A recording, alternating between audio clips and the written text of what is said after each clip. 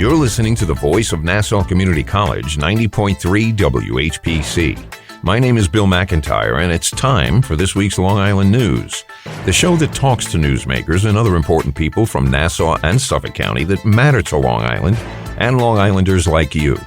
So each week we'll have a conversation about issues that affect all of us.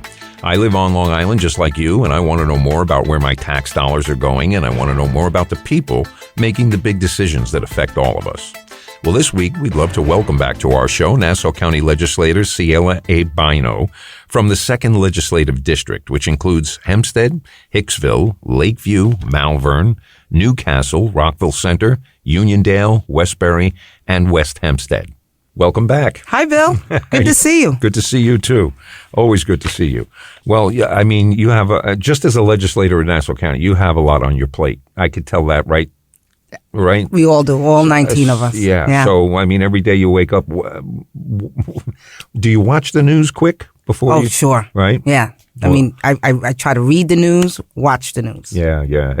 We always talk about it on the show here because we're kind of in the news business, but we also want to stay sane. and sometimes it's difficult. By the way, big news story today, my hometown, Massapequa Park. They've arrested the suspect in the Gilgo murders. Yes. Breaking news. Yeah. Long time coming. Right. So very interested to see how that plays out. Yeah, everybody's biting their nails to see if, to hope that it's a real thing and it doesn't fall apart as the story gets revealed, But anyway, now we were talking a little bit. This was really weird. These are the notes I got. And so I'll just, rent control. Now, in this state, it's still only an option in New York State in the city, Westchester, and here in Nassau, with residential buildings constructed before 1947 that have not declared an end to the post-war rental housing emergency. This blew my mind when I first read this. Now, under rent control laws, tenants are not obligated to sign renewal leases, rent increases are limited, and services and evictions are regulated. Yes. Well, besides that, what's the latest on rent control and that whole issue in Nassau County? Yeah, so every year, the Nassau County Rent Control Guidelines Board will meet, and they have these hearings. And they host them around Nassau County for the purpose of hearing from both landlords and tenants and advocates as it relates to a potential increase. And so folks will come on both sides of, the argument, why they should get increases, why rent should remain flat. Mm-hmm. And so each year, since I've been elected, I have participated in that discussion. During COVID, of course, there were written submissions and things of that nature. But most recently, there was a hearing that I attended, and I went out to Long Beach to attend that hearing, advocating on the behalf of the residents within Legislative District 2 that are under the Rent Guidelines Board's coverage. And so when I went obviously armed with a lot of information because I stay very in close contact with many of the advocates that are responsible for tenant associations and the like in their buildings. And so I was armed with, pictures, petitions, and you did your homework. Yeah. And I went before them and I, laid out an argument a little longer than they would have liked because I had to get all the facts in. And so and it was a back and forth. They were asking questions and, so we were dialoguing. And, at the end, I told them, I said, listen, given the conditions I've been able to exemplify here by photograph and the petitions regarding, some of the increases that they are receiving on parking and other, expenses, they're really kind of disguising these increases in those fees as they're disguised rent increases. Yeah, right. And so when we went through some of those, dynamics, I said, we should have a zero.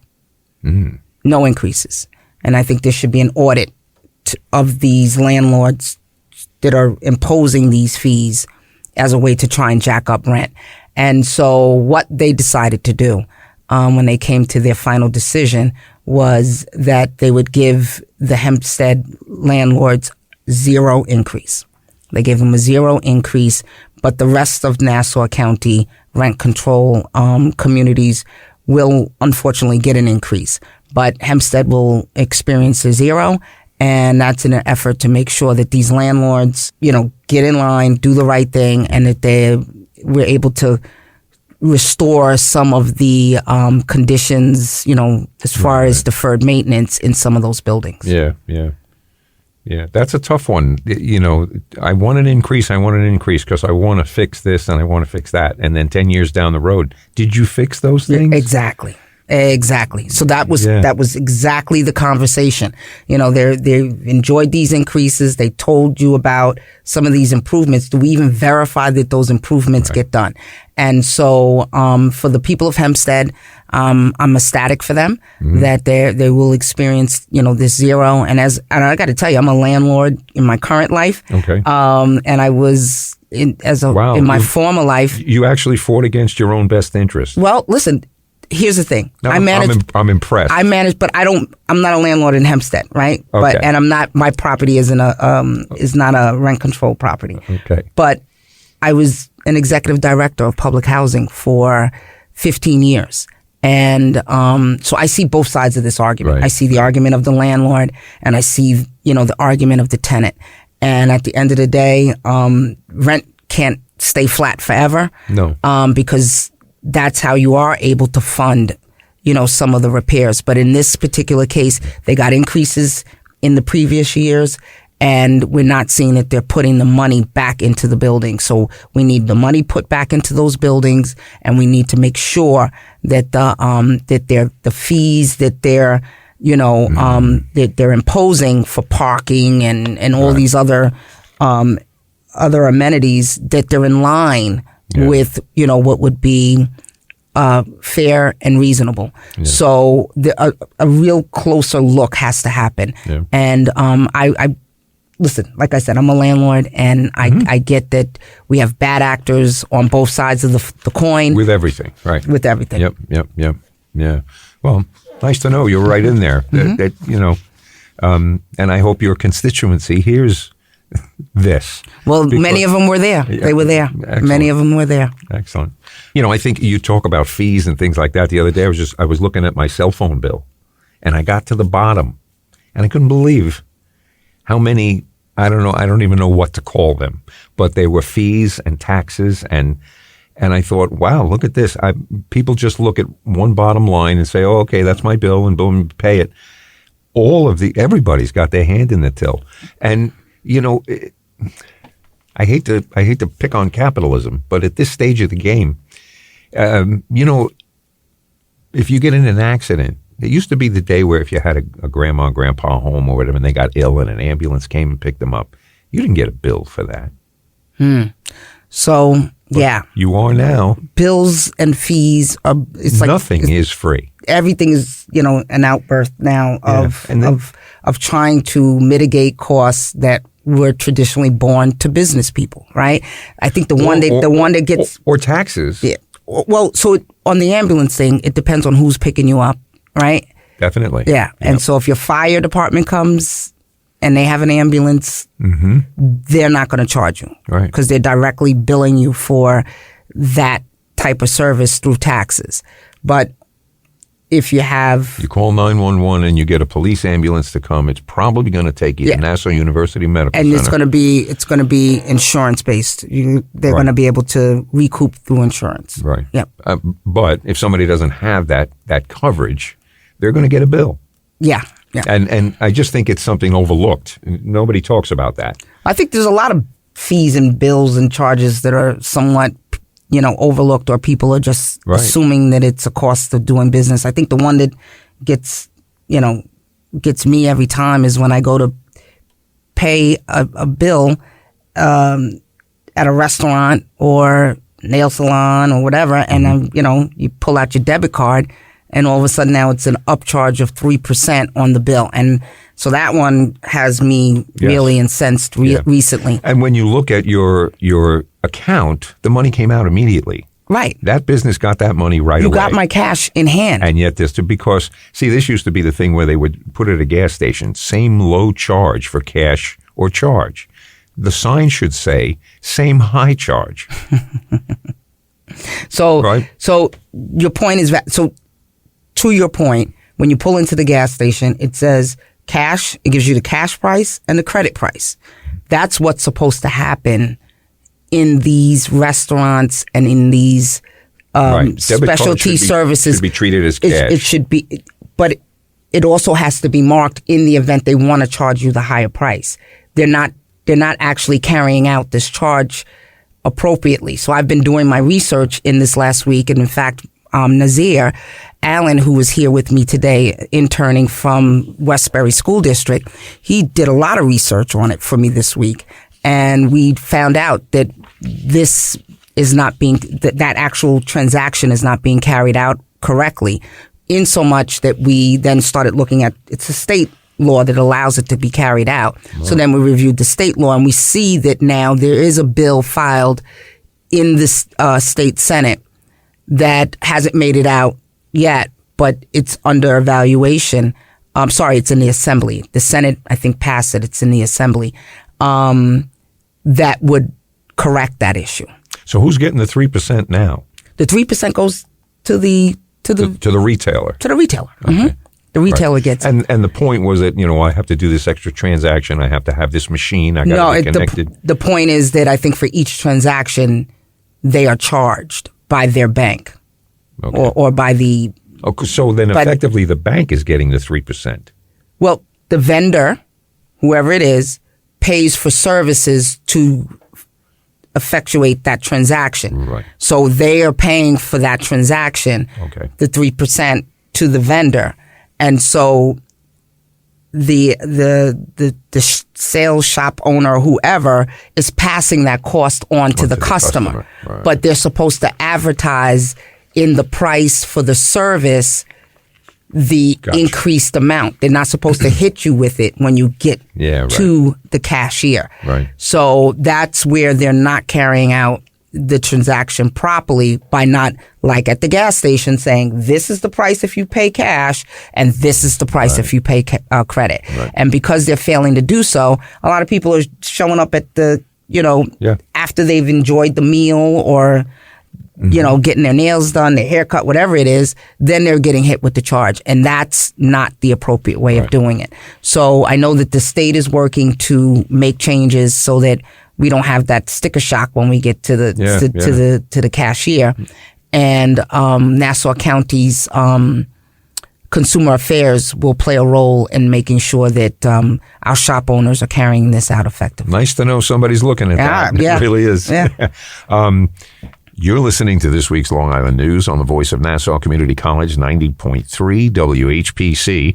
My name is Bill McIntyre, and my guest today is Nassau County Legislator Siela Bynoe from the 2nd Legislative District, which includes Hempstead, Hicksville, Lakeview, Malvern, Newcastle, Rockville Center, Uniondale, Westbury, and West Hempstead. Well, let's jump ship here. Next I wanted to bring up is the Uniondale Community Center and its connection to the possible casino lease at the Nassau Coliseum. Now, you fought for the center, the community center. That's correct. Right? That's correct. Now, tell us what...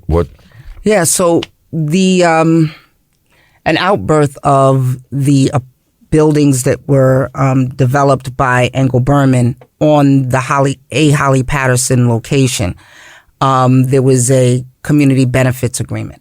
And in that community benefits agreement, there was a community center developed. It's a space with adjacent athletic fields, 2 athletic fields. And it was supposed to be, in spirit of the letter that it was written on, it was supposed to be conveyed over to a small Uniondale community group. Right. And this community group has waited for almost 2 years to get the keys and access to this field. It's just been sitting there because there was a departure from what the agreement said. They were trying to then put it out to RFP, which meant that a community group from wherever could come in and then run this center and those athletic fields. And that wasn't the spirit of the agreement. The spirit of the agreement was that because they were building these new apartments in Uniondale on county property, the people's property, that they would, in fact, give this parcel, a portion of the parcel, to the group. And so when it came time to look at the lease for the Sands Corp at the Coliseum, which would then come with a whole host of community benefits, I said, well, in order for the good people of Uniondale to trust, Bingo. right, to trust that they'd get whatever was coming to them from the Coliseum in terms of community benefits, I think we need to go back and honor what we originally said to the folks when we conveyed the land over to at A. Holly Patterson. So in the negotiations of the community benefits as it related to the Coliseum, we were able to tie the A. Holly Patterson Community Center benefit to that negotiation and get it turned over to that community group. So as of yesterday, in fact, they actually, the lease was fully executed for that property, and the lease the keys will be turned over to them shortly. You basically made them live up to their promise. Well, we tied a current situation to a shelved promise. Yeah, right. That needed to, be dusted off and conveyed over to the people. In this day and age, it used to be a handshake, right? Yeah. You made a deal by making a handshake. Not anymore. No. And now you need a battery of lawyers looking over your shoulder to make sure that the wording can't be interpreted 15 different ways. So when whoever has a desire to move one way or can just read that same sentence and come up with a totally different conclusion. So your point is so valid, in so much that the benefits that would be now conferred onto this community by way of the Coliseum are baked into the lease. There's that in this particular case at A. Holly Patterson, it was a separate letter that was drawn up and signed. Okay. It wasn't tied to the actual long-term lease of the property at A. Holly Patterson or the sale, whatever that transaction, how that transaction was carried out. In this particular case with Sands Corp, it's a lease, and tied to that lease, in the lease, are the community benefits, and things that were negotiated after the lease was drawn up are now actually attached to that lease as an addendum. Okay. So now legally, right, the folks of Uniondale and the surrounding communities that would be receiving those benefits have a legal leg to stand on. Right. In the case of A. Holly Patterson, a letter is not it's not a binding agreement, right? It's like somebody's got a will and they left an envelope in their dresser drawer that says something different. Yeah, I don't know the legalities of a will. Right. Now a judge has to say, well, which one holds more validity? This late letter that this person wrote, and do we know that the person wrote the letter? That's a whole nother, Yeah, so but that kind of idea. The letter versus having something concrete that is binding in a lease. A lease, right. Or as an addendum to the lease is far better than that letter. So we knew that, and so that's why we didn't make the same mistake when we got the community benefits as it relates to the lease for the Coliseum. Fool me once, shame on, right? Shame on you. Fool me twice, shame on me. Right. Exactly. Yeah. And that seems to be that's just should be a normal thing in doing business. Listen, it's not that I don't trust you, but I don't trust you. So listen, what do they say? Trust, but verify, right? And so have some verified mechanism. And I think that's one of the first signals that you get if somebody gets upset about that. And you say, well, if you're not doing anything on the sly, what are you so upset about? You said this is a great deal. I'm going to have my lawyer look at it. And when he tells me it's a great deal, then we'll have a party. But until then, there is no deal. There is no deal. Yeah. Well, and I also see here that now you've proposed to make some investments in your legislative district. Yeah, we have in the current legislative district, right? Right. Are we in the midst of redrawing? Well, we've completed the redistricting process. The only thing that can happen now would be any changes that would happen subsequent to the vote that took place in February would have to be by way of a lawsuit. But didn't the New York judge just say? That's for Congress. Okay. That's for the congressional seats. Oh, okay. Mm-hmm. Okay. For the county legislative seats, they were lines drawn and voted on by the local legislature. Okay. Yeah, not the state. Okay. Mm-hmm. And again, there's another local redistricting has been a topic many times on this show. I had a whole show about gerrymandering, and we came up with, and I've asked other people, gerrymandering, and I'm holding my fingers up now, is about that far from illegal. Well, it's been going on for 200 years, and hasn't been changed. There are a lot of laws that have been recently enacted and that had impact on how lines were drawn in this most recent redistricting, and where they actually, basically wrote these laws as in response to earlier maps that were drawn in a way that gerrymandered. And for the reasons those maps were drawn that way. I don't think, I think it's such a, it's a murky issue that people really don't get the idea. Well, what do you mean you redraw a map and that changes the way the vote happens? Yeah. So, oh my God. So there are a lot of laws in place, but it still doesn't mean that gerrymandering and all those type of things don't exist. Or, case in point, New York State had its redistricting, and a judge came in and said, several courts came in and said it was drawn in favor of Democrats, by Democrats.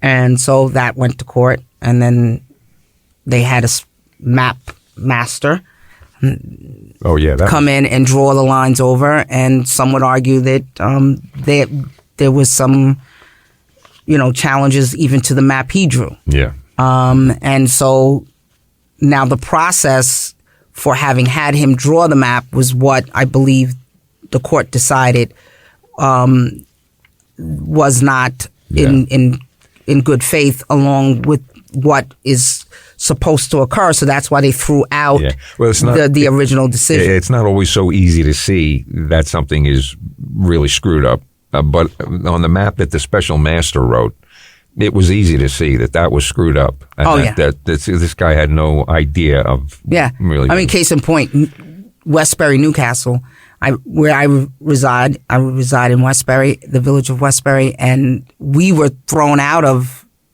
New York 4, where we have been forever. And now we're in New York 3. Yeah. And, it really was, hopefully they'll take a second look at that when they draw that map again. And now another big topic lately, mental health. And what's your role in this area? So mental health, it's something that I've been working on from the time I've come into the legislature, and we've been able to move the ball down the field quite a bit. And in fact, we've talked about it here on your show.